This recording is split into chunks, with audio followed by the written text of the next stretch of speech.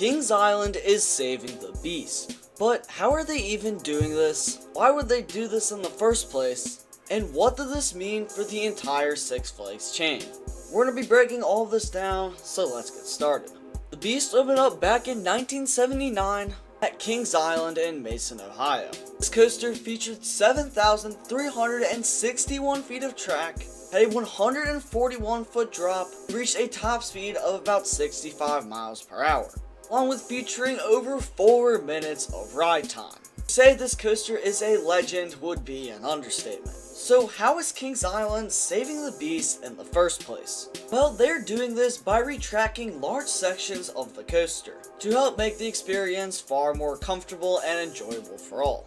Kings Island has now done 2 major retrackings of the beast these last 3 years. The first retracking came in 2022, where Kings Island retracked over 2,000 feet, including the iconic double helix and the first drop. And I have to say, after riding this freshly retracked beast, it was definitely a much more comfortable experience, as those 2 sections of the ride were often very rough. Now, those 2 retrackings were great and really helped to make this experience a little bit better. But there were definitely still certain sections of the ride that needed some serious help. Namely, this airtime hill and this kind of weird slanted section of track. And thankfully, that is just what we got, with Kings Island replacing over 1,600 feet of track, making the coaster instantly feel so much smoother. And actually, earlier this morning, I got the opportunity to ride the newly retracked beast. And let me tell you, it does not disappoint. The first half of the ride is perfectly smooth. It's super comfortable, you get a nice better drop now that it was steepened in the 2022 retrack, a little bit of better airtime, and it's overall a much more pleasant experience than it was just 4 short years ago. Not only did Kings Island replace that section of track, they also replaced track inside of this tunnel. Again, just help the whole experience be less rough and more comfortable for everyone. All in all, this retrack is really good in my opinion. I feel like it helps make the beast a comfortable and enjoyable experience for everyone, especially if you're not really used to riding wooden roller coasters. The beast pre-retrack and all of this would probably be surprisingly rough and pretty uncomfortable to you. But with these retracks, it's really helped to smooth everything out, and I wouldn't even consider Beast a rough coaster anymore whatsoever, which is honestly something I didn't think I'd ever say. Now, there is one thing I don't really love about this retrack, and that would be that I feel like some of this newer gravity group track seems to make the coaster feel like it's running just a little bit slower. This definitely could just be me, but I also kind of felt this on the racers too. You can definitely feel the switch between the old track and the newer track, and it almost feels like it's just a little tamer and a little bit slower. Again, that might just be me. But besides that, this is all fantastic for the Beast and Kings Island. So now that we know how Kings Island is saving the Beast and what they're doing to improve this ride experience, why would they do this to such an old coaster in the first place? Well, for starters, this is still the Beast. I would say arguably one of, if not the most widely known and recognizable wooden roller coasters on the planet. Thousands upon thousands of people go to Kings Island each and every year with their main goal to just ride the Beast. I mean, the sheer size of this roller coaster and how unique and how iconic this coaster is to the entire community and the world. With this coaster growing older and rougher, something pretty major had to be done. Kings Island more than delivered.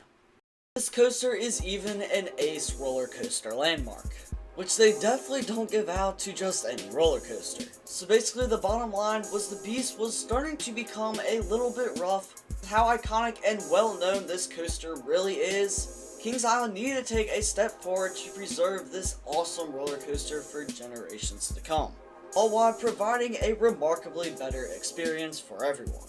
The Beast will undoubtedly forever be an icon in the coaster community.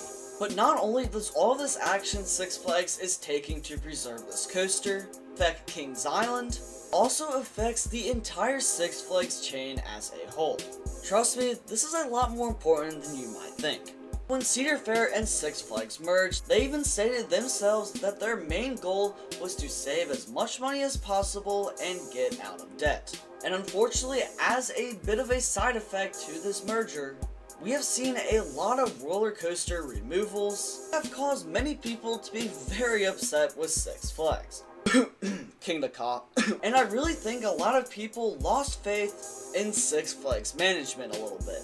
If they're willing to remove literally the tallest roller coaster in the world, who knows what else they're going to be willing to remove. But I think the incredible amount of care that Six Flags is putting into the beast by allowing this retrack and all of that, I think it really goes to show that despite them removing some pretty iconic roller coasters, they still want to keep a lot of good ones around too. They really want the best for all of their parks. Now, I know that kind of seems crazy when they removed King of the Cop from Great Adventure, but if they had really no regard for these parks and didn't care at all, they simply would not be retracking the beast. Now, does this mean that Six Flags is going to completely stop removing roller coasters? Absolutely not. There are still going to be plenty of ride and roller coaster removals in the coming years. And look, it really stinks, I understand that. But I think this also shows that even when Six Flags is removing roller coasters left and right, as I said, they still want the best for these parks. Now, something I'm very curious to see is, will Six Flags start retracking a bunch of old wooden coasters? We know there are plenty of wooden coasters in both the former Cedar Fair and Six Flags chains that could use a nice retrack. And you know, if Six Flags does not want to RMC the boss, which at this point seems pretty apparent, and maybe we'll see this new Six Flags company under new leadership, maybe they might retract it. I'm also really intrigued to see if these parks will start looking better or start looking worse. I personally felt like Kings Island looked pretty darn good. I feel like they definitely touched everything up nicely over the off season and added some nice landscaping and all that good stuff.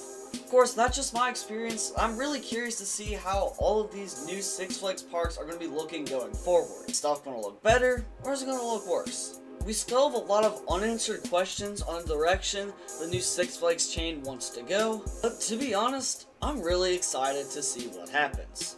I really hope that they continue to take care of their parks and keep them nice and maintained, and hopefully we start seeing some nice major investments start popping up in the next couple of years. I feel like it's about time that Six Flags starts adding some new major investments, and I think we'll be seeing them pretty darn soon. With Six Flags now showing they're willing to retrack coasters and make their parks a lot nicer, and the fact that Kings Island is literally saving the beast, I feel like despite a pretty rough off season, I feel like we've gotten a pretty solid start here for the 2025 season.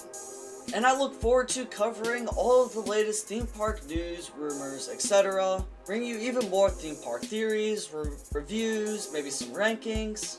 But first I gotta fix my terrible upload schedule. While we're talking about wooden coasters, what the heck is going on with launch coasters? If you want to find out why on earth launch coasters are literally everywhere all of a sudden, check out the video on your screen right now, because it's pretty darn interesting.